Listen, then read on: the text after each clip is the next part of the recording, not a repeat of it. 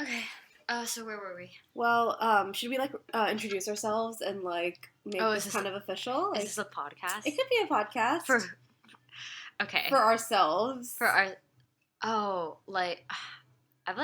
It's so funny how many times we've had this conversation where we're like, should we introduce ourselves? But it's only for us. But and then we're like, oh, but what if we forget what our voices sound like? That's true. Okay, because we're gonna sound the same eventually when we become Toru. That's just a little inside joke for you viewers. Toru Honda from Fruits Basket, we hate her. Okay. We're misogynists. But do you have to be are we not lovers of women for critiquing her stupid... Her sexist writing, her sexist writing. Anyways. Hi, I'm Natasha. Hi, I'm Aya. Okay, let's get to the important business at hand. Yeah, okay. So we created this AU in the ocean, floating along and burning ourselves. Just so nastily. So nastily. And basically, we were kind of like, was Homestuck ever good? And then we thought about Carcat, and we said yes. Yeah. So we... now I remember how it started. It was because we were like, Carcat is you're someone you know from kindergarten, and then you find out that he's gay when you're 30, and you're like, Carcat from my school days. Yeah, and then we started being like, oh my god, let's make a human stuck I don't even know. Okay, the thing is, it's probably not even human stuck. It probably exists in that, prom stuck universe where, for some reason, they're humans and trolls, but there was no Alternia and no, Earth. I guess they're on Earth. Who knows? Yeah. Whatever. It's, this, weird... It's just, whatever we want it to be. And we talked about this a little bit before, so I'll just give a breakdown of the characters. So should we just go chronologically? Maybe one of us talks about elementary school, one of us talks about middle school, and then we slowly build the high school plot because we haven't really talked about high school. Yeah, that sounds good. Okay, cool. So, and maybe we can even go, elementary school, 6th grade, 8th grade, because, they're even chunks. Yeah. Okay, I guess I can start elementary school. Sure. The way that we have this set up is that the kids go to a different elementary school and middle school, and then they all meet up in high school, and then the trolls go to their own, separate elementary school and middle school. So in elementary school... Are we thinking that, Carcat and, his friends go to a different elementary school than, Trezzy and Co? We could do that. I think it works, you know what I mean? Cute.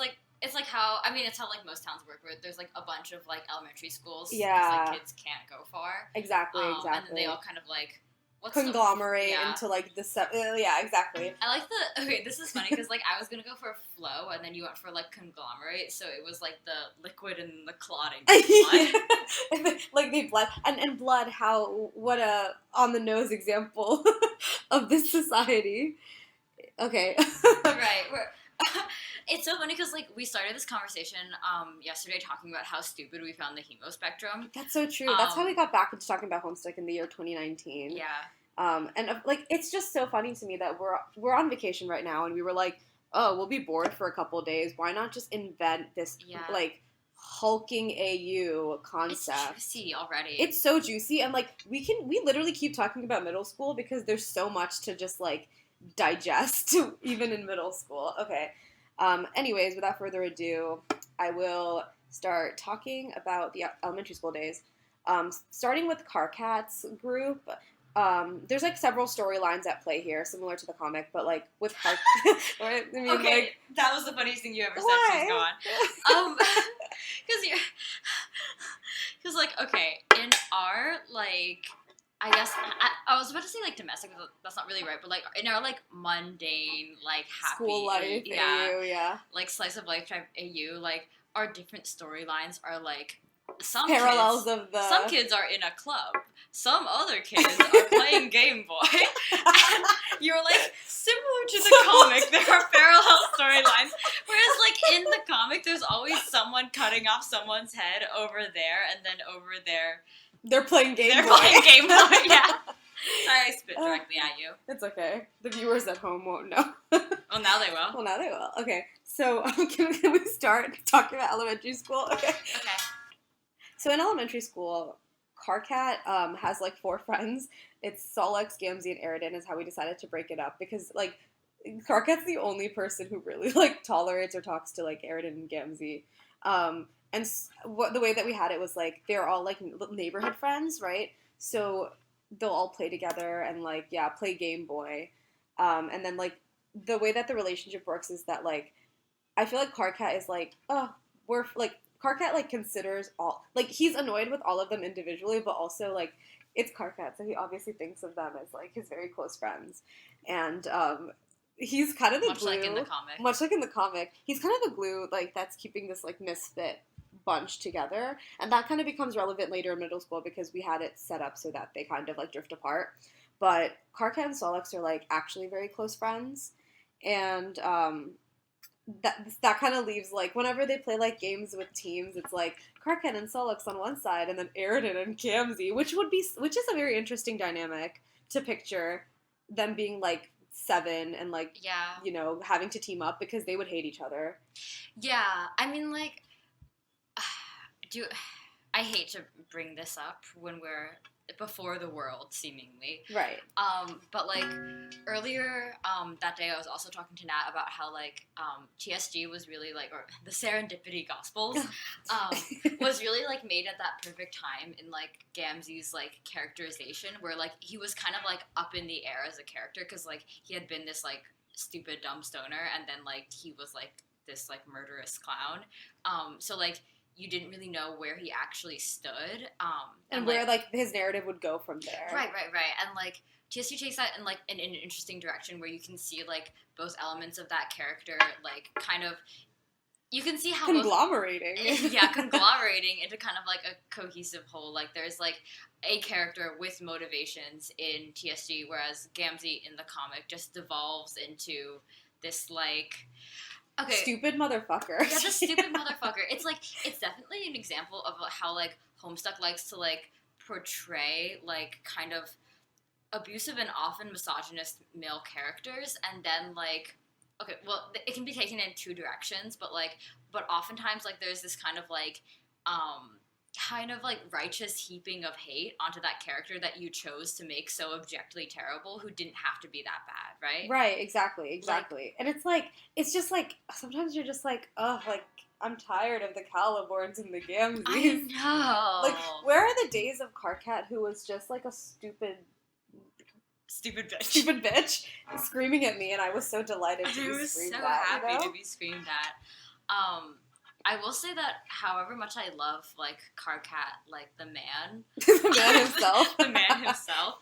Like, can we ever measure the destructive nature of, like, Karkat's impact on how recipes are written, general life advice? I know. It's, like, really so terrible. This is a tangent here, but, like, Karkat's cultural impact of just, like, oh, I'm mean and shouty in all caps. Yeah, Jesus Christ. Like, I wonder, okay, which came first, the listen here motherfuckers or Karkat? Because, like, what if Karkat is a direct, like, what if it's like, oh, this is a funny way to talk to people? It's a symbiotic relationship. It's a symbiotic relationship. They evolved together. Yeah.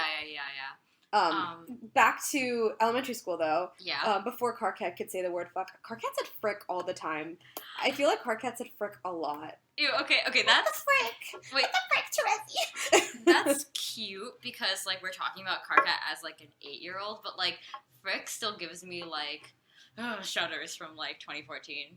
Oh, yeah. So freaking cute. I mean, it's acceptable for him to say that because he's an elementary schooler. Yeah. And, also as an aside, we kind of said, like, this takes place when we were kids, like, so that, like, we can just say references and it'll be funny and it won't be outdated. So, like, I totally used to, I feel like frick was, like, funny. Like, if you were, like, 8 and you said frick, you were like, oh, like, that's a bad word. Oh, you know? See, I feel like I never got into, like, the substitute curse words. Like, I just kind of, like, you just said fuck if you wanted to say fuck and you simply said like, it. I mean, when I was 6, I didn't say fuck. Oh, yeah, that's true, But, like, I think that, like, I was just, like, in elementary school, like, I didn't curse. I would just say, like, oh my god, this sucks so bad. Oh, yeah, And then when I was in middle school, I was like, guess it's time to start. And in 7th grade, I was just like, okay, fuck. Okay, right. I think, like, I definitely went through the frick period. Oh, that's so funny. Yeah, because I was too afraid to say fuck, until, like, I was well into middle school. I think maybe 7th grade is when I actually, like, started saying fuck. But, like, to say fuck. Yeah, but this is elementary school Karkat. Yeah. So he would definitely say frick. And, like, for example, like, okay, imagine this. They're all playing, like, the floor is lava in the local playground or something. And, like, Aridin is, like, jealous that Karkat's winning, so he pushes him off the bridge. And, Karkat would be like, Aridin, what the frick, man? That's so cute. A baby. Okay. But yeah, so that's, like, the dynamic. The four of them running around rambunctious, as rambunctious teens.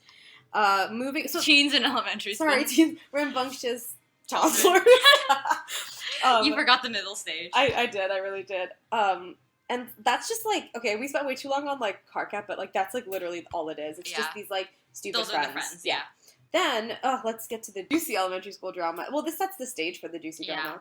Okay, well, the theater itself. The theater itself. And I mean, who else but Vriska serkeight herself as lead. As lead. Basically, like, there's this other group of friends. I think you guys can guess who it is. It's Vriska, Terezi, Tavros, and Aradia. You know, like Team Charge, Team Scourge, and they're also like neighborhood friends. You know, because I feel like that's just like who you play with when you're a kid. Like, guys, let's go to the local park, and you all run. And you don't stop. You don't stop. And so they're childhood friends, and I think, okay, the way that we set this up was that, like, Spider Mom is still Vriska's mom in this, because we think that, like, Spider Mom is such an affecting factor in Vriska's life that it's important to have her be there, not eating people, but just being a terrible parent figure. Yeah. And so when they're, like, young and stuff, I think, like, so, I mean, this isn't for the general public, but, like, I am a Vriska lover, so I will... Like, I feel like I read her character, like, very sympathetically. And so I think that initially when she's a kid, like, she's running around with all the kids. And, like, I'm sure she's, like, a little more, like, haha, like, you fell. And, like, kind of teasing like that. But, like, she doesn't mean any harm by it. And I don't think that she's, like, actively being antagonistic. And I think her personality comes across more as, like, come on, guys, let's climb to the top. Like, you know, like rallying. It's more rallying her friends than anything else. Just, like, putting that, like, base there for elementary school, because that's kind of how I imagine her throughout elementary school. Terezi's there, you know, Aradia and Tavros are there, and I think that they're all very good friends in elementary school, and that's the base. Moving on to... we have our Dave Rose backstory. Okay, so now we're going to talk about Dave and Rose, who go to the other school, if you remember. Yeah. And the way that we had decided to... I mean... John and Jade also go to the other school, but I guess I'll briefly mention them. John has, like, a normal elementary school, childhood. And, he plays chopsticks. He plays chopsticks on the piano. He's happy and stupid. Has birthdays, you know. I don't think that they're are they friends in elementary school, or was it was middle school, right? Middle school, yeah. They aren't friends yet in elementary school. We're kind of all just, like, people. Jade, during elementary school, like, lives on an island. Like, we kind of decided to make her, like, the new kid in town to, like, keep with, because what we said is, like, if Jade was to go to, like, a normal elementary school and have, like, a normal childhood off of, like, an isolated island, she would be the coolest kid in school. Like, no joke. Like, there would be no, like, the element of her personality, which, like, the loneliness that comes from isolation would not really exist, because she would have so many friends. So we were like, okay, maybe she grows up without friends, so she, like, can empathize with that emotion, even though she has friends later in life, which is kind of like how her life is later, whatever. But yeah, so that's how we... It is almost like the exact timeline of her meeting her friends in, like, her life. Exactly. Like, so it's like, it works, yeah. Also, it's being like, have trauma, child, so you can have trauma so you can be normal. But yeah, that's John and Jade, and then the more juicy, like, backstory comes with Dave and Rose, who we were like, they've got to be siblings. Like, there's no way that you can have, like, Dave and Rose not be siblings, because their dynamic is just so sibling-like. Yeah, and, like, becomes more so when they actually, like, learn that they are. Yeah. Exactly. So the way that we decided to, like, mimic the dynamic in this setting was that we decided to pull a Parent Trap. We created an OC for Dave, Dave's, like, father, I guess. Like, so this would be, like, Dave and Bro's father, because in this, Bro is just Dave's brother. Like, actual genetic brother. Exactly. Yeah. Like, half-brother, but, the way that works is that, Dave's dad, so we'll call him OC dad, okay? Yeah. So... Oh, you know what it should be? What? Okay, so do you remember when Act 6 came out, before the Alpha Kids' names were released, what did everyone think Dirk's name was going to be? Don't. So it was, remember, they had D-Stry? Oh, yeah. Did they think his name was going to be Dime? Dick. Dick. Oh, Dick! Yes! Okay, It's gotta be Dick. Okay, so Dave's dad's name is Dick. Richard Strider. Richard Strider. I'm gonna throw up. Disgusting. His name is Richard Strider. And he's like this asshole. I mean, like, how could he not be? Right. He's just this stupid man. And he had, Bro, who isn't Dirk in this. Like, I don't think that we're gonna do that Bro is Dirk. Yeah, because his legal name will be Dirk because, like, that makes sense. Yeah. But, like, his characterization character will be, like, more leaning towards, like, Bro in the beta universe than, like, Dirk. Exactly. Not that those two characters are not now more or less. Honestly, I enjoyed. The epilogue. Yeah, like, the epilogue I will ignore because, like, personally, I think Dirk wouldn't. Like, I don't know. Okay, Dirk. The thing is, Dirk would, but given his character development, I think that, like, there's some things, like, that I just don't see Dirk doing. And, like, Dirk is, in my mind, like, he's an asshole simply because he's that kind of guy who's like, if we can play devil's advocate for a minute. Yeah. But, like, I think he's largely harmless and, like, has good intentions. Like, you know what I mean? Like, so, in that sense, I don't want this Bro that we've characterized to be Dirk because, like, yeah. I like Dirk. I think that, like, part of it is that, like, I don't know whether maybe this is all a matter of, like, narrative perspective and the fact that, like, Dirk is the main character and Bro is not, but it always seemed to me like there was an element of, like, okay, so, like, Dirk is obviously, like, an asshole and, like, a petty asshole. Yeah. Like, he, like, on one hand, he, like, wants to, like, make sure all of his friends, like, get out okay, but on the other, like, he just enjoys messing with people. Exactly. But, like, I feel like there's the element, something about, like, Bro is even more, like... Sinister? Not even sinister. I think Dirk is more sinister. Something about Bro is more, like, disgustingly, like, even more petty, right? Like... Yeah, because he's doing it to a child. Right. You know? Like, with Dirk, it's kind of like, there's the added element of, like, okay, I guess he was isolated for most of his life, so he doesn't have people skills. Mm-hmm. And, like, he's, like, 16, so, like, he's a kid. With Bro, it's like, he's taking out whatever this is. And, like, he's, like, using the excuse of, like, an apocalypse to... Because, like, if Bro was someone who, like, had, like, ethical concerns, then he would not have treated Dave like that. He essentially, like, uses the excuse of, like, there's gonna be an apocalypse to, like, abuse this kid. Abuse a kid for his whole life. Exactly. So it's, like, and in keeping with that pettiness, what we decided for this whole story would be that, Richard Strider, stop. I can't hearing that. No, I have to call him that. Richard Strider, has, Bro with another, like, woman. They divorce, and Richard takes... I'm just gonna call him Dick. Dick takes... this is too confusing. Dick takes Bro with him when he remarries Mom, Lalonde, and they have 2 twins. And the way that we, like, hilariously were like, Parent Trap, it's because, you know how Dave's born on, like, the 3rd, and then Rose is born on, like, the 4th? So we were like, okay, Dave is born before midnight, and then Rose is born after midnight, and then they'll be twins.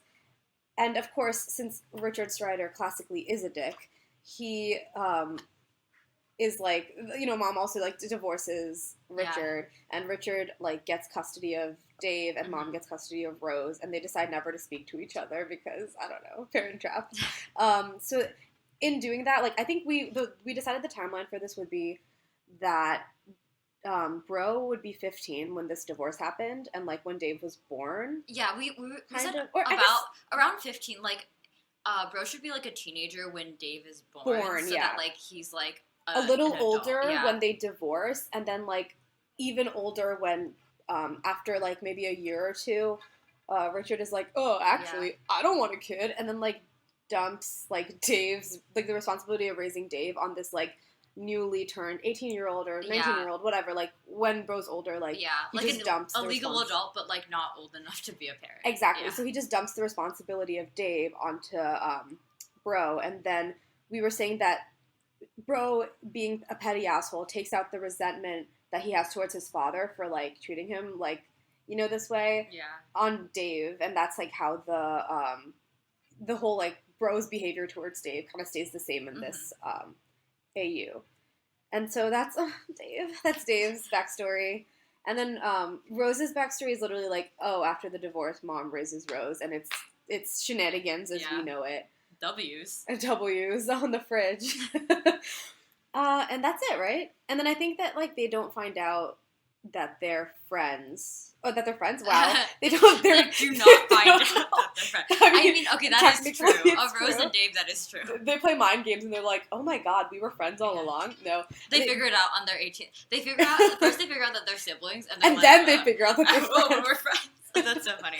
No, so they don't figure out that they're siblings until much later. Similar to when the comic, I think, like, when they, around middle school, late middle school maybe, is when they figure it out. We have not talked about how that reveal goes down, so we might talk it out at some point. Exactly, yeah, and then we'll inform you, listeners. Yeah, stay posted. Stay posted for this riveting discussion. But anyways, now let's transition into talking about how Dave and Rose... Wait, no, that's actually it. Yeah, that's everything that we have for, like, so for elementary school. Exactly. In elementary school, none of the beta kids know each other.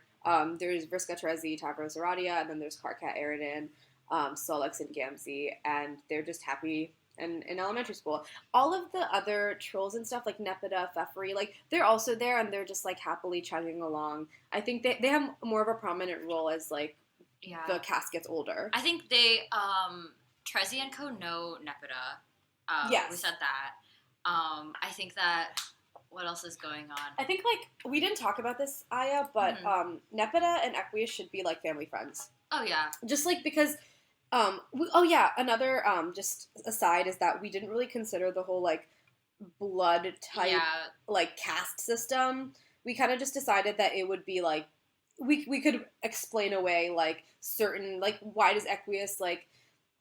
like, why are Equius... I don't know, like, Equius and Nepeta hanging out together and him being so weird and racist. Like, we can explain it away as, like, his family is just more, like, racist, and then Nepeta is, like, don't be racist like your family. Yeah. I mean, like, we could almost, like, explain it away as, like, maybe, like, in this, like, weird conglomerate universe, like, the hemospectrum was, like, more... I mean... I don't even think we should have a hemospectrum. Yeah, okay. Right? Like, well, like, I mean, then... Because... How do Equius' parents know about racism, then? They're just racist. Like, they came up with it on their own? Oh, what? Equius' parents invented racism. I think that what happens is that, like... Or maybe they're just really judgy. I'm not saying, like, oh, racism doesn't exist, because that's a weird, like... Okay, is it weird to be like, racism doesn't exist in universe? Like, I think, like, for all intents and purposes, like we won't be discussing it or dealing with it. Like, racism is not the, like, main event at play here. And if anything, it's almost like, since this is, like, a troll human hybrid world, it's almost like there might be more solidarity in, like, the species themselves than, like, your blood color. Because, like, humans wouldn't give a shit about that, so it's kind of, like, weird and, like, a null... You know what I mean? Like, it wouldn't play into, like, would they oppress humans because they have red blood? You know? Anyways, this is, like, a whole other discussion. Yeah, no, I think that, like, we can just kind of, like, hand-wave that stuff away. I'm also not interested in Equius as a character. I think it's really funny to think about, though. Like, yeah, like, did he invent racism? Who is he? Did he invent racism? Is the thing. Because that is his whole character. He just loves horses and sweats. Oh, yeah. I forgot about those things. I only remember the racism. Yeah. I mean, he can still be, like, ambiguously racist. Like, we'll be like, oh, that racist man, Equius. And the audience will, like, get it because they're aware of the power dynamics at play. And I also... He can just be this weird judgmental friend that Nepeta has and, like, they're family friends. Yeah. And then we were also saying Fefri and Aridin are family friends. Right. Yeah, and so that's pretty much it. That's, like, the whole background / elementary school phase. Mm-hmm. Now, let's move on to middle school. Aya? Okay. Take it away. So the first kind of, So, like, middle school is, like, where a lot of the characters kind of come together, and, like, the first thing that we talked about was Karkat and Terezi, and so we were saying that, like, they would both, like, show up on the first day, like, to the first meeting of debate club, and then, we had this, like, little thing where it was, like, Crab Dad was like, Oh, Karkat, you need to join a club, and Karkat was like, I don't want to. I have friends. I have friends. Yeah, Karkat, he was like, oh, Karkat, you need to join a club because you only hang out with the same 4 people. In middle school, you should expand your horizons. And Karkat's like, everyone's stupid. But then he, like, obviously does it. And he joins debate club. So we were saying that, like, they probably do, like, some kind of, like, mock debate to, like, see how, like, the kids do. And, like, I don't know how debate clubs work. I thought they were stupid. So, what was I gonna say?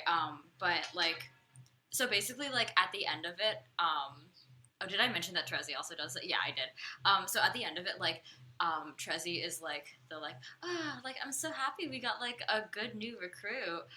Whereas, like, with Karka, it's like, no, Karka, that's another ad hominem. You can't do that. Exactly. Like, and he kind of just ends up shouting and, like, insulting instead of, like, debating, really. Yeah. I mean, it's Karka. Yeah, like, he debates, obviously, but it's, like, littered with, like, insults, and it's not, like, proper embellished etiquette. with them. Yeah, exactly. And so I think that, like, what happens is that, like, they basically, like, kick Karkat out, and then, like, Terezi was like, well, I quit. And, like, she was like, you people have no moxie. So she quits, and then she, like, goes out into the hallway where, like, Karkat is dejected, and is like, kid, I like your moxie. And, like, so they decided to make, like, their own debate club, and they, like, run into trouble with, like, the actual, like, school-authorized debate club, because they're like, you're not the real debate club. We simply can't have this. They're, like, 8th graders. Yeah. And there can't be 2 debate clubs after all. No, that's anarchy. So what we were saying was that, like, Karkat and Terezi would have to, like, rebrand their club as some kind of, like, Socratic circle. Yeah, they call it Socratic Circle. And they're like, it's an open forum for people to have discussions. Yeah. No judgment zone. But of course, it's a huge judgment zone. It's an entire, like, the main attraction is that judgment. The main attraction is that people go up there to be judged by Karkat and be delighted by it. And I think they run into further trouble, right, with that, because it's like, because like what it amounts to is that, like, they, like, run around and just, like, shove a mic in people's face and are like, so, what do you think about the death penalty? Like, and then like, this person would be like, And then Karkat will yell at them for feeling that way. Yeah. And so what we were thinking is that, like, at some point, because Terezi knows Nepeta, who we were saying is, like, involved in, like, school journalism. Yeah, so should I set the stage for, like, the journalism sure. club, or did you want to do that? Oh, no, go ahead. So with the journalism club, it's like, the club is, I don't know if you guys had this back at your middle schools, but we had this, like, morning talk show, and it would be literally filmed and broadcasted, and it was like, oh, here are the morning announcements, and you had, like, these kids being newscasters, and people would be able to, like, people would be manning the, like, cameras, and, like, they kind of learn about, like, how, like, this kind of stuff works, but, so, this middle school also has that kind of club where Nepeta is in it, and I think that we kind of were like, can we, like, take her character in a less, like, misogynistic direction? Yeah. So rather than just being like, I love ships, we gave her this, like, journalistic, like, drive to her character. So I just realized Mazzato from...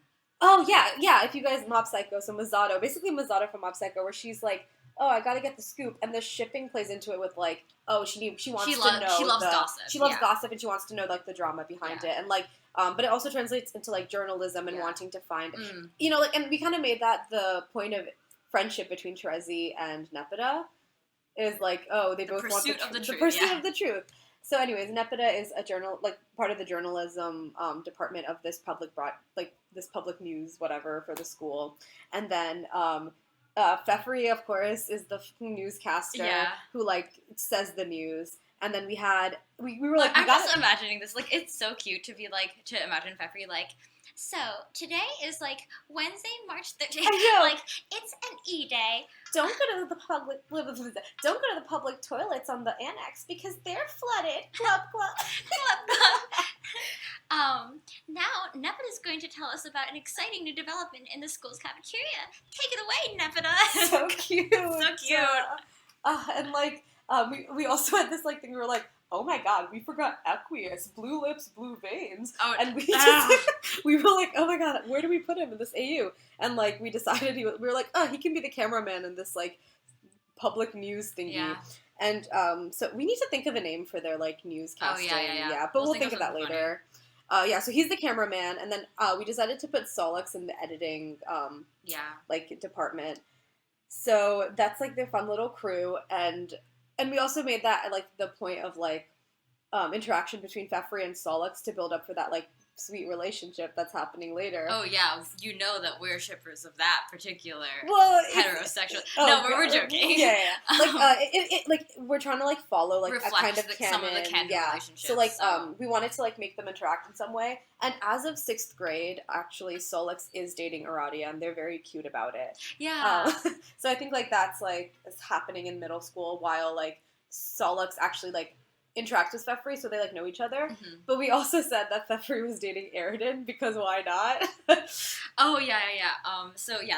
We mentioned that, like, Fefri and Aridin are, like, family friends, and, like, probably what happens is that, like, Aridin's like, I have a crush on her, and Fefri's like, hee, okay. Okay. And so, like, because, like, she's, like, the type of girl who would be, like, I don't know, like, as a 6th grader, probably, like, excited to, like, try out dating. Yeah. And, like, who better than, like, her best friend, right? Yeah, exactly. So, like, she's like, okay, yeah, let's hold hands. Let's sit together at the lunch table. Yeah. Like, she's, like, excited to do all of it, but, exactly. But Aridin is like, aww.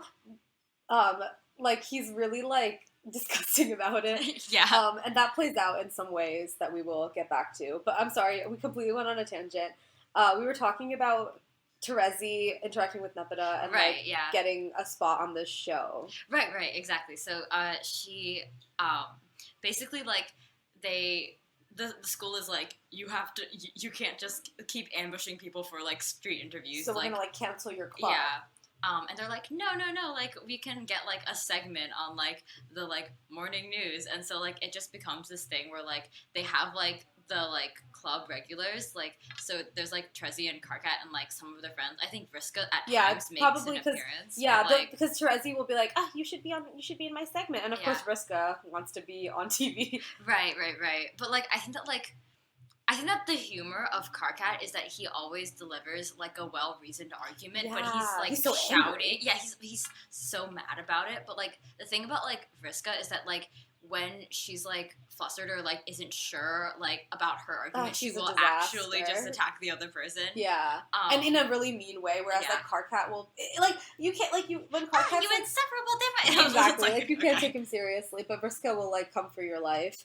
I think it would be really cute to have Tavros and Aradia also have cute segments on the show itself. Yeah. Because, like, I think that, like, maybe how, like, the show works, kind of, is that, like, they'll have, kind of this, like, group of, like, random, like, guests who are, like, volunteers that are just from their class, and then, like, what the members of the club will do is kind of, like, Terezi will, like, debate topic. Right, like, Terezi will, like, introduce a debate topic and, like, tell you, like, some, like, relevant facts, right? Yeah. And then, like, maybe, like, some other, like, club members will, like, summarize, like, the main opinions for you. Right. And then they kind of, like, get this, like, group of kids to, like, fight it out. What do you think about it? And then at the end, it's, like, Karkat gets mad, and Karkat just, like, Karkat just delivers a monologue on why everyone was wrong. Yeah, and then we were saying that, like, there was, like, eventually it morphs into this segment of, like, Karkat gets mad at things, and then someone is like, pineapple on pizza, and Karkat, like, is like, okay, like, why the fuck would you say that to me? I hate pineapple on pizza. It's disgusting. And then he, like, goes off on this tangent.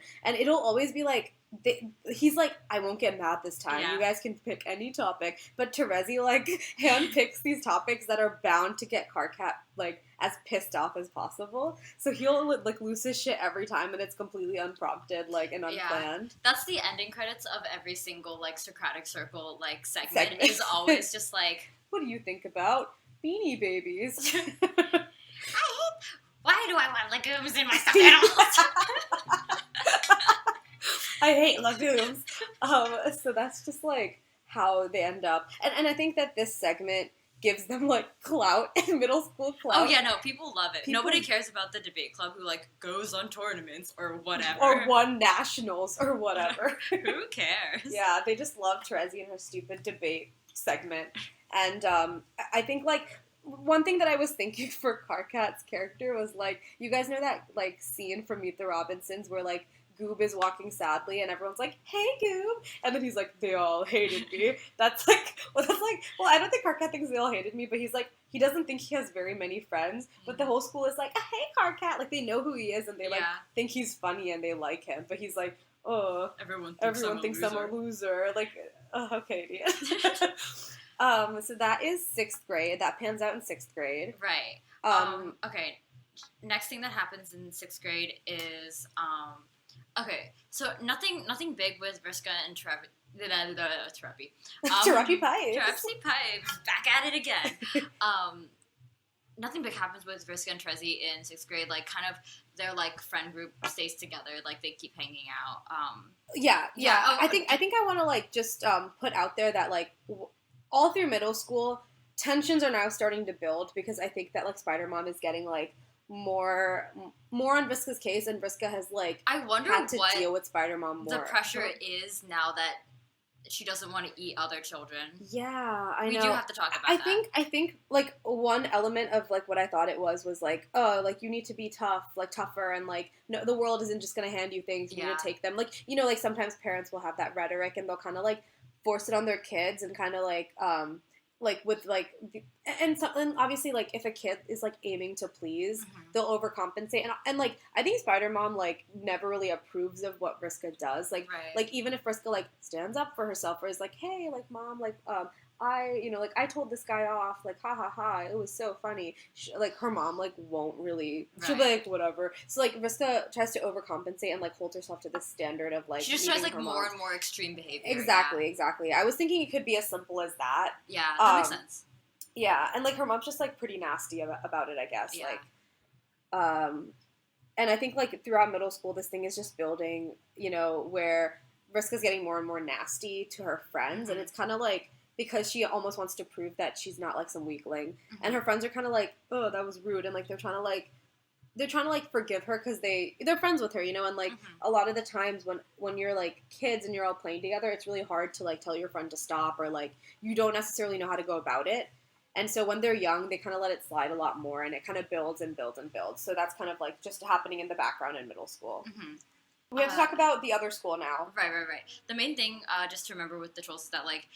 Once kind of like Carcat and Trezi make that like point of contact with like their debate club, then like their friend groups kind of merge, and you get like kind of like because we should like play out the little skit that we said happened. So it's basically just like after this like debate club debacle or whatever, Trezi's like, Trezi gets the idea to start the debate club, and she's like, hey, I was just thinking of starting my own debate club. Where are you sitting for lunch today? And like she like at lunch like. She and her, like, 4 friends plop themselves down on the table with, like, this, like, stupid... Just, like, imagine this, like, table of dumb boys picking their nose, and it's, like, Carcat, Aaron, we said they were playing Magic the Gathering. Yeah, like, they're just, like, playing Magic the Gathering with their booger hands, like, booger-filled hands, and, like, like, putting chicken nuggets up their butts, and, like, and then, like, Trezi comes over with her, like, all of her friends, and she's, like... Well, all of her friends, all 4 of her friends, and she, like, plops her things down, and she's, like, okay, Carcat, time to get planning. And then all of her friends just come and sit, too. Yeah. And we said that, like, so the way that Kanaya ties into this is, like, Kanaya knows Vriska. So, like, Kanaya, like, walks over with Twilight and is like, oh, is this where we're sitting? Okay. And then sits down. Very good. I forgot about that. That was really good. Like, so they kind of all just, like, conglomerate. And then, like, because Thefri and Aridin are dating, like, or, like, end up dating at some point. Maybe they're not dating when Terezi plops down, but, like, then Thefri will also come to the table sometimes. So there's just this whole, like, cultural exchange. And, like, they all become friends. Okay, so, that being said, time for Beta Kids middle school. Yes, okay. So, okay, this time we should not make the mistake of, like, leading with our, like, funniest and, like, juiciest segment. We should, like, start with, like, the boring stuff. I'll start with, like, how John meets everyone, because that's, like, silly. Yeah. So, 6th grade is when Jade moves to like their school district, and she like starts public school for the first time. Jade is like moving to like a actual civilization for like the first time in her life. And she like starts middle school at the same school as John, and like John just comes up to her one day, and this is an anecdote from Nat's life, and is like, like, let's be friends. I love making friends with new people because then I'm their only friend, so I can be their best friend. And John just says that to her, and she's like, ha, okay. Because John is the type of, like, kid who is, like, very over... I think, like, he means well, and he's like, oh, like, I'm gonna be friends with people, but he's also, like, super narcissistic and, like, me. Yeah. Like, he's also, like... Okay, we all know John Egbert's kind of an asshole. Yeah. So, like, the way that it translates when he's, like, a kid is, like, ooh, I want to be your only friend so I can be your best friend. Mm-hmm. Like, you know, like, just, like, the bluntness of that. Yeah, definitely. And then I think that, like, for John and Dave, it's probably just, like, one day, like, near the beginning of school, like, John sees some guy in, like, pointy sunglasses, and he's like, haha, so what's that all about? And Dave's like, I can't fucking say it. I can't say it. He's like, what? You've never heard of Kamina from Gurren Lagann? Ooh. And then, I mean, but he says it, like, in this, like, mumbly fast talk, like, Dave way, like, oh, you don't even know Kamina from... You don't even know Kamina from...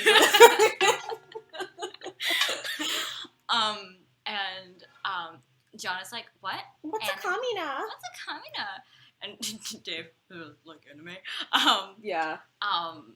Dave is like, sorry, John. I would never make Dave go. John is like Naruto.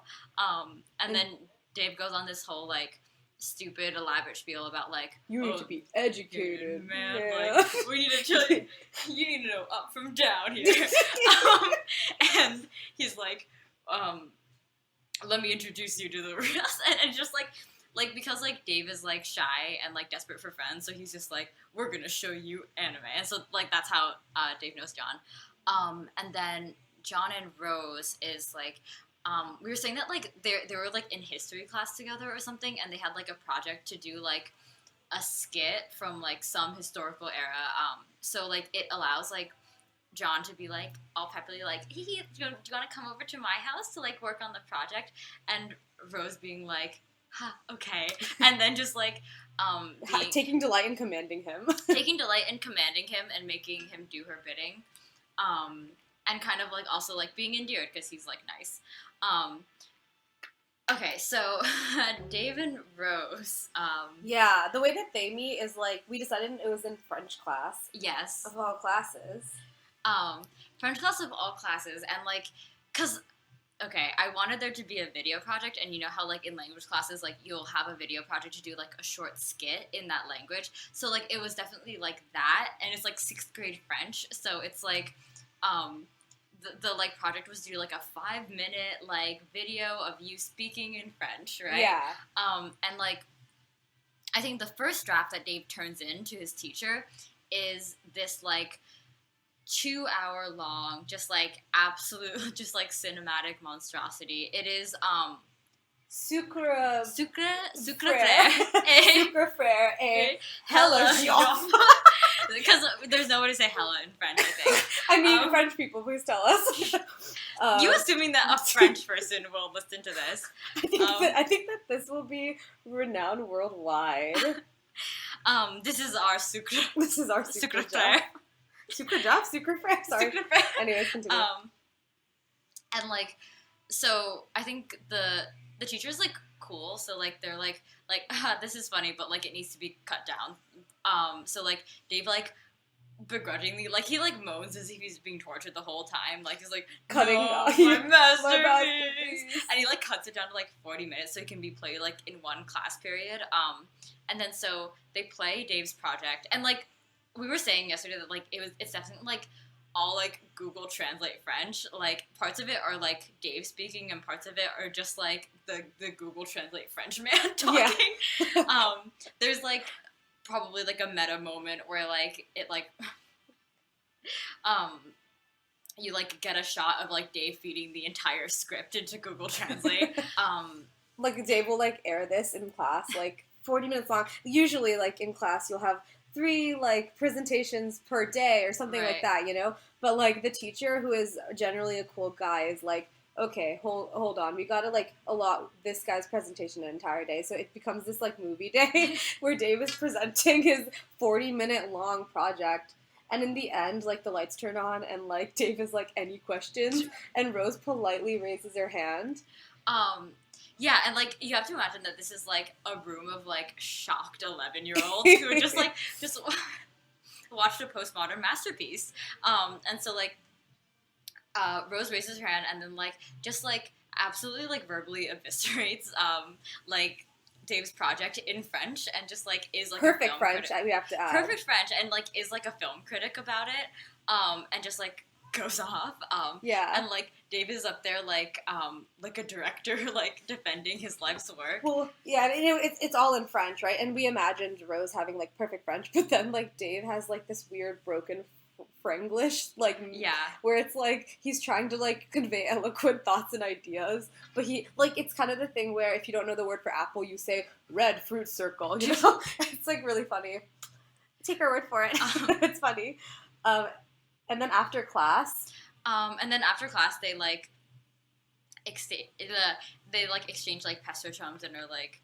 Dave's like, if you want to see the director's cut. Yeah. The like, how long would it be? It would be, like, 1.5 hour footage. I mean, remember the original project was 2 hours, and I think that, like, Dave has added, like, a commentary track, so it's, like, even longer. True. So, like, that, he's like, if you want to see the director's cut, I could hook you up. And Rose is like, Rose is like, yeah, here's my pesto chum, and then, like, Dave sends her the director's cut, and then Rose sends him a typed up, like, 7-page movie critic. Like, just a horrible block of, like, lavender text. You know how it is. You know how it is.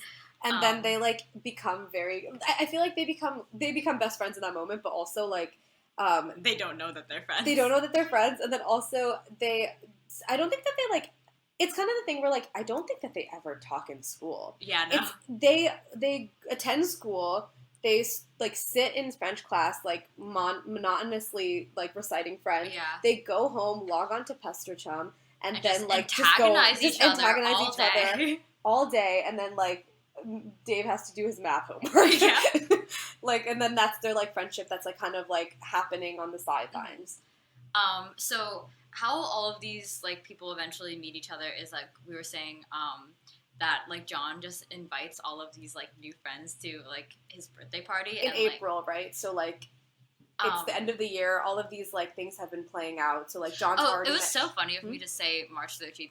That one time I was doing morning announcements instead of April 13th. I'm notoriously bad at month days. Oh, I just thought you picked a random day. I didn't know if you... See, like, I thought I was picking a random day, but then I think what happened is that, like, I started on a random day, and then I said 13th automatically because we were talking about homestuck, and they, like, went together in my head. Yeah. Oh, I didn't even, like, think you were trying to make a joke there, so... Oh, I didn't, but then it came out, and I was like, I wish it was a joke. Yeah, that would be so funny. Okay. Anyways, for the joke it would have been.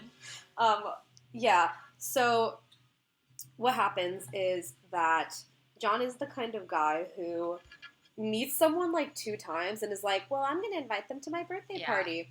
So he does. He does this with all 3 of his new friends, Dave and Rose, who have been steadily talking on Pesto Chum and, like, becoming, like, best friends in the background of French class. Jade, who's just moved in, I think, we're gonna say she moved in the middle of the year, so it's been, like, maybe, like, maybe a month. She's a relatively new kid still, so she doesn't have that many friends, because, like, we're gunning for, like, the thing is, if Jade, like, went to school, she would be really cool, and everyone would want to be her friend, because she's just a very nice person. So, like, she's just, like, has no friends. John was like, I want to be your best friend and your only friend. And then Dave was like, okay. Kids are so creepy. I guess this is how normal people talk. And John invites her to his birthday. He invites Dave and he invites Rose. And, like, none of them know the other people are coming. And the way that we said it would work is, like, John has, like, a bunch of screaming, like, 12-year-olds at his party. So I think Rose doesn't have any intention of necessarily going to his party because it's just some kid she was, like, partners with. And although he was fun and easy to manipulate, like, it's not like she really cares. But, and I'm sorry to go here, but when Mom sees the invitation, it's from John Egbert, son of Mr. Egbert from all the PTA meetings. She's immediately like, Son of Dadbert Egbert. Dadbert Egbert. She's immediately like, oh, Rose, you need to go to this birthday party so I can drop you off. And you need to make friends. And so Rose, I don't know, like some mind games are involved, and Rose ends up going and wearing like she ends up being really overdressed just to spite her mom, but then she's like really embarrassed when she gets there because she's wearing this, like, she's basically wearing the like velvet, the velvet plush dress? Yeah. And then like she's like, it's, way... like a 12-year-old Exactly. with like a ball pit. I know, yeah, she's like, because I feel like John would be the type of person to like rent a bounce house and put it in his front yard for his birthday, and like all the kids are bouncing and Rose shows up in this like this like velvet plush dress with her hair like delicately like combed into like, you know, whatever, like she's just like looks way overdressed. And so she's feeling embarrassed, and she like walks into his house, and mom is like, oh, Dad Egbert, ha ha ha, like, oh, thank you so much for inviting my dear Rose. I don't know why she has a birthday. Okay, whatever. So she's like, talking while her mom is talking to Dad. Rose kind of walks in and is like, doesn't really know anyone. And I think in the corner, Dave is standing there, not knowing anyone either. And Dave is like, hey, it's you, and like points at her. And she's like, oh yeah, I know you too. And they kind of like, because they know each other and literally no one else at this like kid's birthday party, they kind of like hang out, and they're like I think that they're like walking through this like house together, like watching kids like pour orange juice on like the carpet, you know? And like they're just like, oh, how do you know John? Blah blah blah, whatever. John comes through with Jade and is like, oh, you guys have met.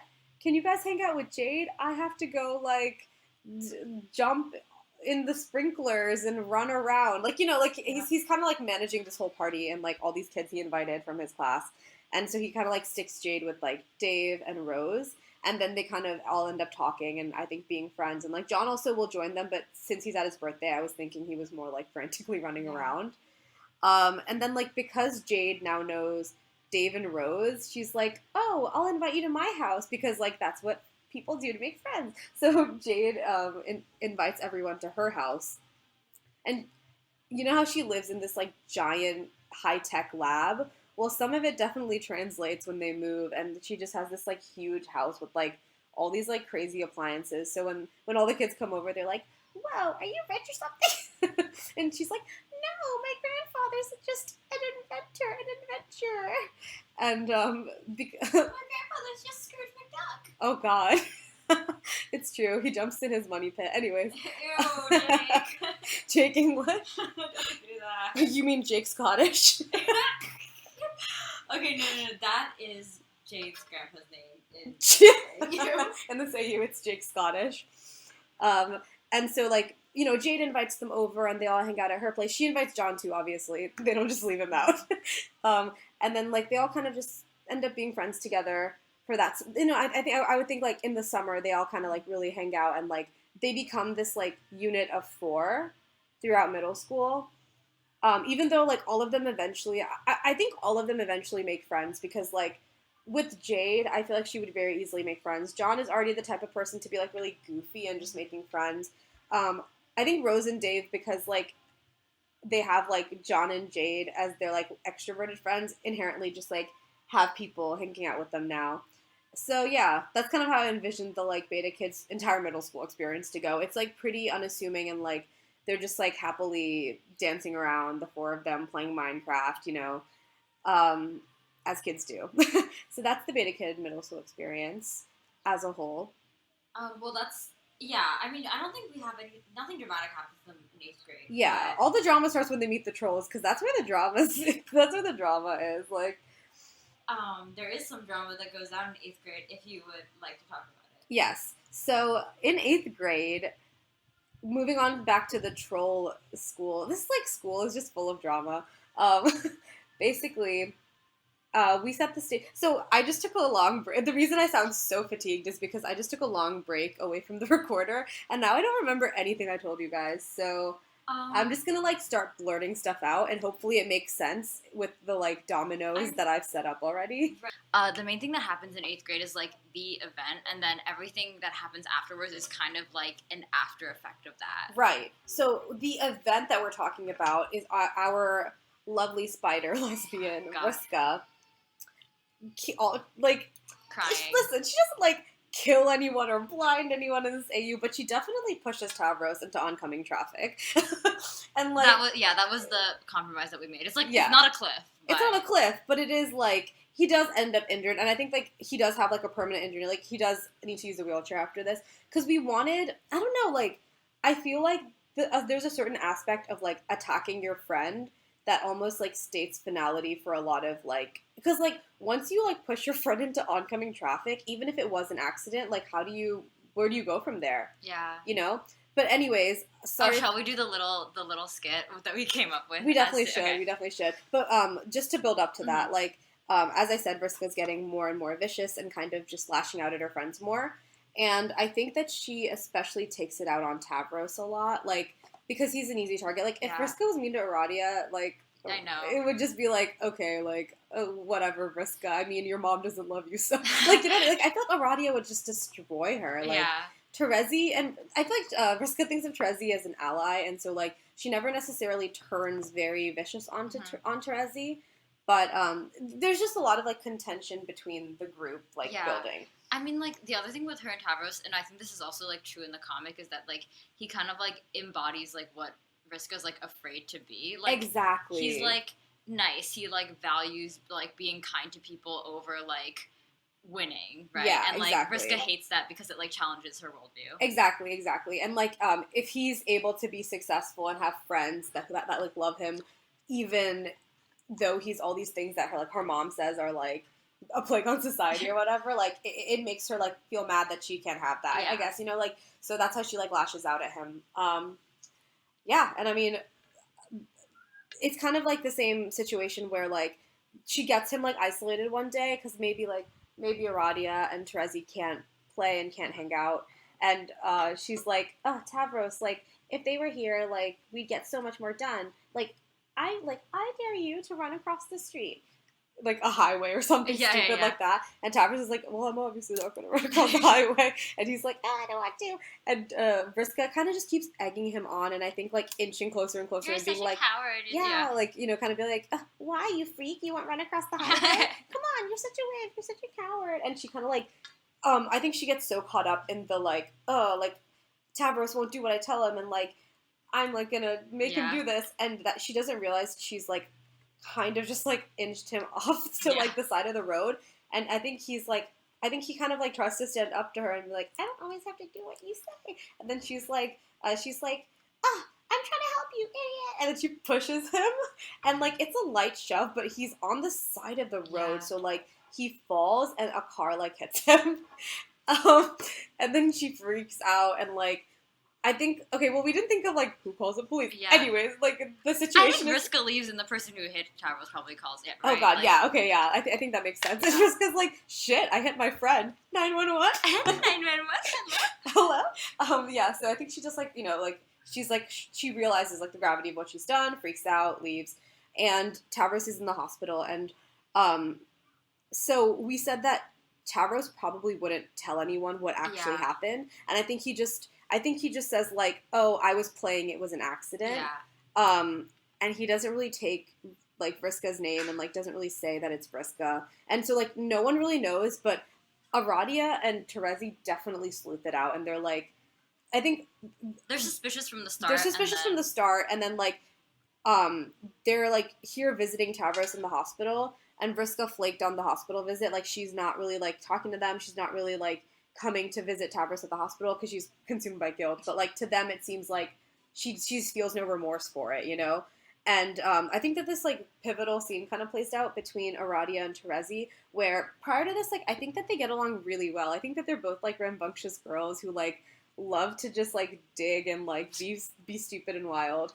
And they're waiting for, like, to visit Tavros or whatever, and Aradia's kind of just like, okay, I mean, I don't want to make, like, I mean, like, I think that, like, she's kind of saying, like, okay, we know who did this, Yeah. Terezi. Like, there's, like, no way that it wasn't her. And Terezi, I think Terezi wants to see the best in Vriska and is, like, oh, but at this point, she's, like, doubting it herself because, you know, she hasn't really, she has no reason to, like, trust Vriska after she's seen Vriska be vicious to Tavros again and again.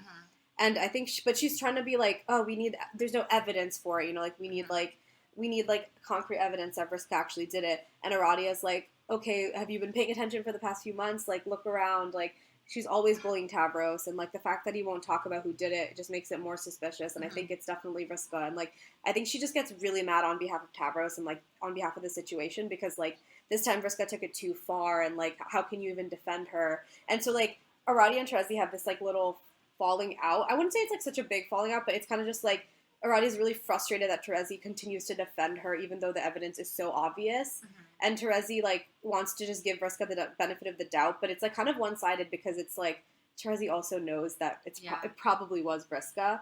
And I think Aradia is, like, wait, I said a really good line earlier when we were talking about it. But you don't know if you can, like, deliver it again? Yeah, I don't know if I can deliver it again. It was, like, evidence, like, all the evidence is right in front of you, Terezi. Don't be so blind or something. Like, it was funnier when I said it before. It was, like, really poetic and great. But it was, like extemporaneous. Yeah, exactly.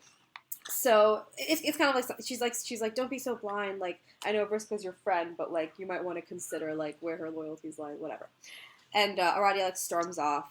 And I think Terezi, like... Oh, we should also probably, like, make a note that, like, I know we mentioned earlier that, Vriska doesn't blind anybody in this AU, but, like, so that would mean that, we said that, like, Terezi was probably partially blind from Yeah, yeah, so we said that Terezi probably wears, like, light-sensitive goggles? I mean, I don't know what they're called. They're, like, it's, like, she's sensitive to light and, like, partially blind, so she'll wear, like, goggles so that she can kind of comfortably, like, exist. And then I think that we were saying that because it ties into this scene where I don't think Vriska blinds her friend in this AU because that's like too much.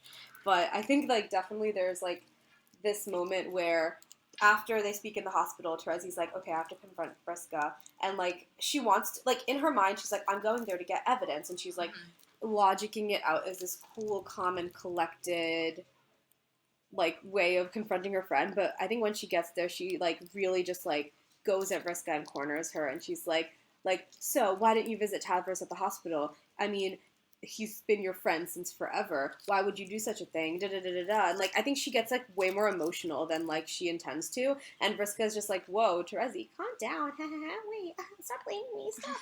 And then like, I think Vriska like lashes out and like punches Terezi in the face, and her like glasses fall off or break, or like something like dramatic with the eyes for symbolism. And then Terezi is just like, oh, one of them shatters. Yeah, one of them shatters or something. And like Terezi doesn't get like hurt. It's not like the like shrapnel goes in her eye. It's just like it's like symbolic, and like Terezi's like, oh, like I think I have all the evidence I need now, and like walks away, and like that kind of signifies like the end of their friendship, because now Terezi is certain that like she did it. I mean, it's not just because Terezi got punched, but there's like, you know, a whole build up, a whole conversation, and like Vriska's very obviously acting guilty. And this happens at the end of 8th grade, and it kind of like that summer onwards, like I think that like Vriska's a little bit shunned in the group, but no one, well, like, so Aradia and Terezi stopped talking to her. Yeah, exactly. She won't talk to Tavros. I think Tavros would be willing to talk to her. Yeah, Tavros is willing, but like Vriska just won't for her pride. But like their other friends, like they're still talking to Vriska, and like I think that Aradia and Terezi like. We should talk about, like, whether they... I think that what happens is that they don't... I think that they just want nothing to do with her. Yeah. And the reason that she is in... I mean, like, the reason that she's in the group is because of them, so they just assume that, like, no one else will, like, keep talking to her. And, like, what happens is, like, because people don't know, they're just kind of confused, but it's not like they're very antagonistic towards her. So, like, she'll still, like, get into a squabble with Karkat, and he'll, like, act like everything's kind of normal, I guess. And, like, she'll still talk to, like, Aridin, which is, like, LOL. You guys will find out later why that's LOL. And she'll still talk... I mean, we know. You can guess. And then she'll still talk to, like, I don't know, Kanaya, like, or Equius, because these people don't actually know the, like, gravity of the situation. Right. They just know that, like, they had a fight and it seems bad. Exactly. Like, so like, that's the first falling out. And I think that's actually the like, falling out that leads to other things. So, after that falling out, I think that, like, because Aradia was, like, so mad at Terezi initially for being on Vriska's side, the two of them kind of feel awkward around each other, too. And, like, just the whole group is a little bit, like, has fallen apart a little. So, like, they don't really hang out together anymore. And, like, that is kind of when the little middle school friend group, like, oh, let's all eat lunch at the same table, kind of starts splintering. The way that this goes is that Karkat, not Karkat, sorry, Terezi, in Terezi's devastation of having, like, lost Vriska, I think that she kind of feels a little bit lonely because she lost all of her friends in just, like, one foul swoop. Yeah. And funnily enough, she starts dating Karkat. She's like, well, I know who will always like me. I know who will always like me. I mean, he makes it so apparent every day. Because Karkat has this, like, crush on Terezi, and it's, like, very obvious. Yeah. And I think he had a crush on her from the moment she was like, you have Moxie in 6th grade. And so, like, over the summer after 8th grade before high school, or, like, I guess late in the year in 8th grade, Terezi starts dating Karkat. And, like, they're dating. And then, funnily enough, Vriska being like, oh, Terezi, you're dating someone? Well, I can date too. And she starts dating Aridin. And, but wait, you might ask, wasn't Aridin dating Fefri?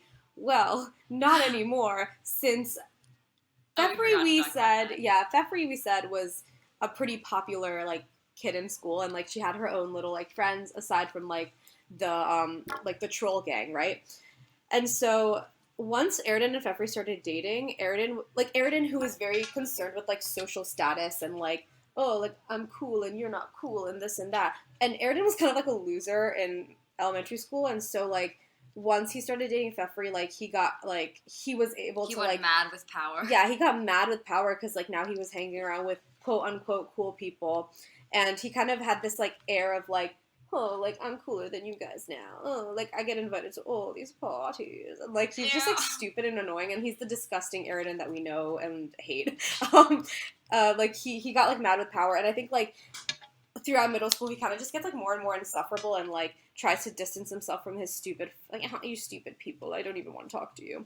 And, meanwhile, gets more and more desperate about Fefri, like, is, like, oh, like, why are you talking to that guy? You can only like me. And, like, always, like, throws tantrums and is like, what is our relationship to you? And she's like, Jesus fucking Christ. And finally, like, couldn't take it anymore in 8th grade and broke up with him.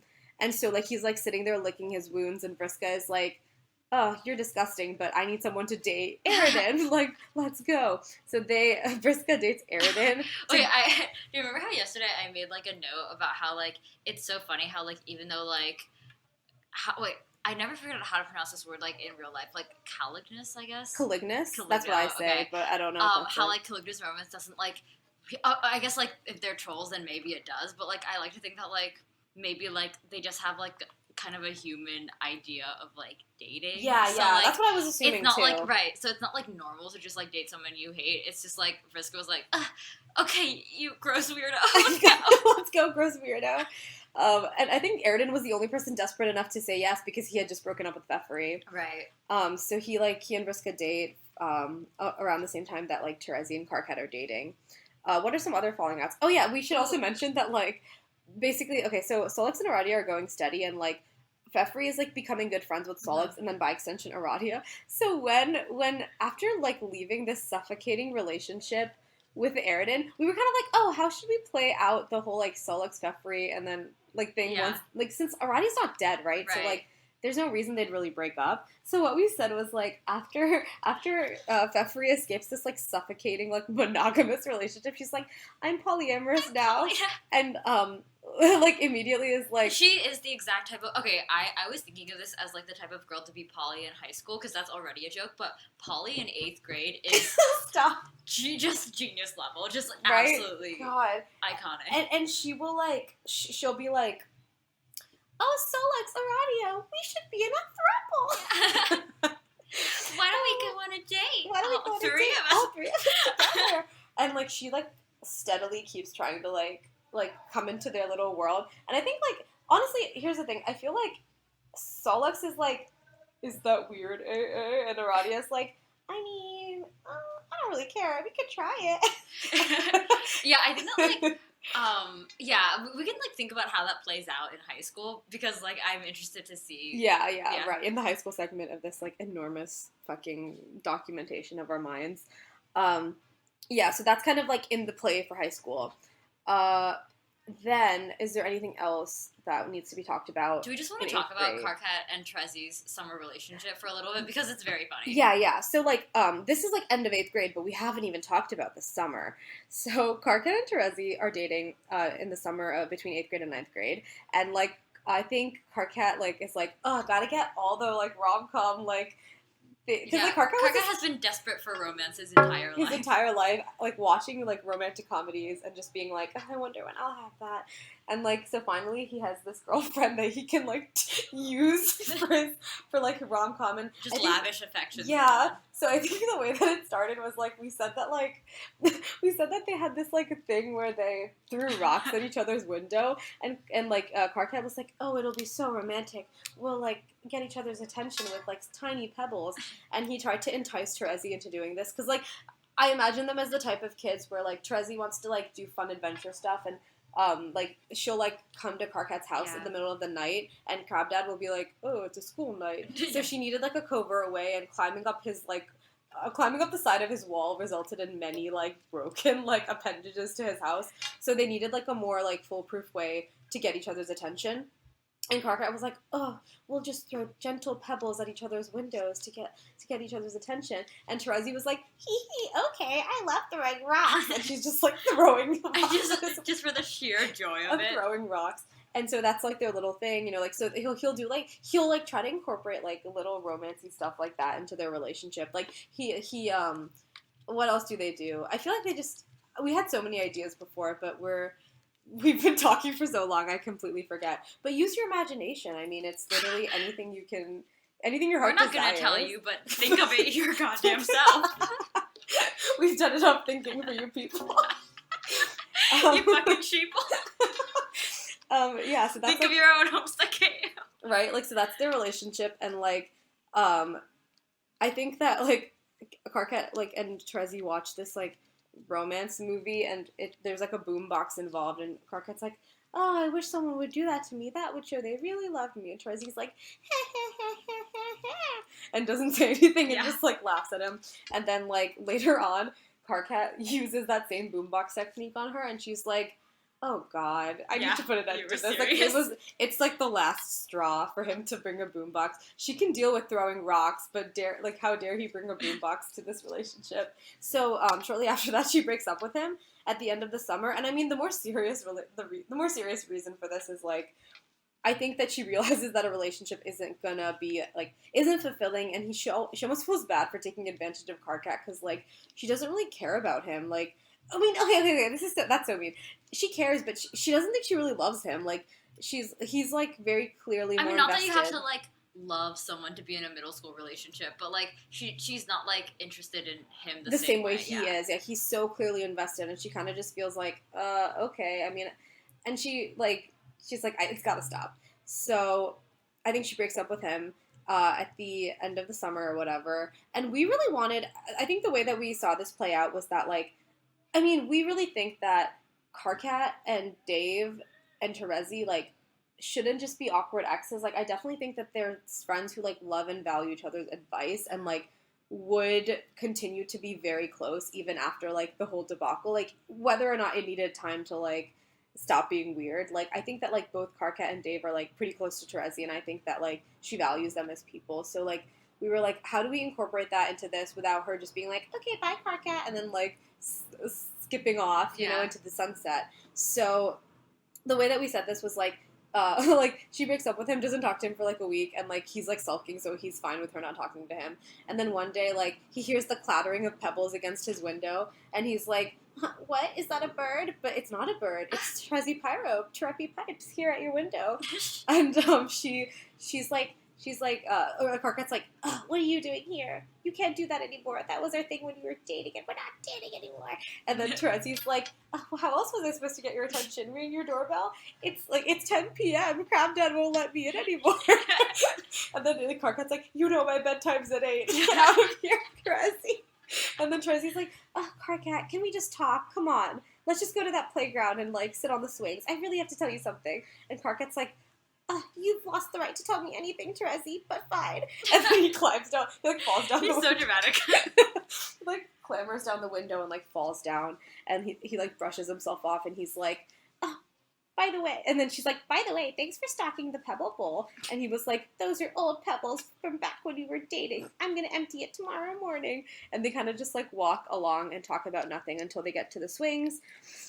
When she kind of just, like, sits down and she's like, listen, Carket, like, I don't want to be weird when we get to high school. Like, you're actually a good friend of mine, you know? Like, I don't want our friendship to end, and, like, you know, I care about you, whatever. Yeah. And then he's like, you know, we said something funny back there, but I think it's just a genuine, like, sentiment of, like, you know, let's just be normal now and, like, put the past behind us, and I don't want to, like, this was a middle school relationship, Carket. Like, come on. You didn't expect us to get married, did you? And Carket blushes and is like, no, even though he has, like, a wedding scrapbook in his room. But no, like, so she kind of talks it out, and she's like, she, like, tells him that he's important in her life, but she doesn't like him that way, whatever. And, because I feel like they're, like, their breakup was kind of, like, abrupt, and she was just like, like, she probably, why did I say probably twice? She probably kind of, like, played it off as, like, not a big deal. It's like, oh, yeah, like, I mean, I guess it's time to end this now. Like, we're gonna go to high school, so bye, Carket. And then she, like, left him in the like, she left him in the sandbox. And then, so she kind of gives him, like, 8th graders who are dating hang out in, I mean, they would. They'd eat the sand. So they kind of have that conversation. And then, like, when they do get to high school, which we won't talk about high school in this segment, but look forward to it. There's going to be another 3-hour-long video. I think that when they get to high school, they do kind of, it's kind of just, like, Terezi's like, hey, Carket, and, like, shoves him, and the Carket's like, Terezi, don't shove me. And it's kind of just, like, normal again, you know? And so that's how that comes to a conclusion. And, like, I think she just realizes that, like, dating this boy isn't gonna, like do anything. So she kind of, like, just breaks up with him. We did have, like, we did talk about, I think we had some good insights yesterday when we were talking about, like, Terezi's motivations for dating Carket. Like, I think we already talked about the fact that, like, since the falling out, she feels like she's lost all of her best friends at once. Mm-hmm. So she's really lonely. And then, like, I think you made a really good point that's also, like, she sees Carket as someone who, like, doesn't know the real her. And so, like, she has tricked into liking her. Yeah. So she wants to, like... She wants to, like, hold on to that, you know? And be like, secure in that, exactly, yeah. And so, like, and then, like, I think, like, Terezi's pretty emotionally mature, so she just, like, after a summer of, like, running around with this guy, she's like, okay, I can't do this to him anymore, like, and also it's not, like, it just doesn't feel right, so she just cuts it off. There is another breakup brewing in the distance, which obviously Aridin and Vriska don't fucking stay together. I think Vriska maybe dates him for, like, 3 weeks before she wants to, like, punch Aridin in the face, and she's like, stop whining, this is over. And then she, like, breaks up with him, and Aridin, like, cries more. I mean, here's the thing. I think that she can't break up with Aridin until Terezi breaks up with Carket. Oh my god, do you think that she just continues dating? Like, you just, like, they hate each other so much, but, like, oh my god, she gets, like, I think she gets Equius to sleuth out when Terezi's going on her next date, and tries to, like, be at these places when Terezi is. Yeah. Or, Aridin. Like, okay, that is extremely funny, and she does do that, but I think that, like, Carket and Terezi's breakup, like, happens so, like, late in August, so it's, like, this thing where, like, she actually doesn't know, like, until they get back to school that they've broken up, and she's so happy. She's like, fuck yes, and then fired. And, like, Aridin is, like, next to her because, like, she, like, drags him along with her everywhere to show that they're dating. Yeah. And then she shoves him off of her, and she's like, we're breaking up, and walks to math class. Oh my god. Yeah, I think that's a good ending. Yeah. And so with that, we conclude this long episode video. 1. Episode 1, honestly, because next episode, we're going to talk about high school and college and, you know, continue this narrative. Oh, because there is a narrative still coming, don't you worry. So I hope you enjoyed listening to us talk about this. I don't know where we're gonna post it. This has been Burning on the Beach, a Homestuck AU. We're like sitting by the pool, just like feverishly talking about this Homestuck AU for you guys, our devoted fans. Hi, back. So yeah, anyways, if we do decide to post this, then we might also post the second thing we talk about, which is high school. So stay tuned. Like, comment, and subscribe. Okay, bye. Bye.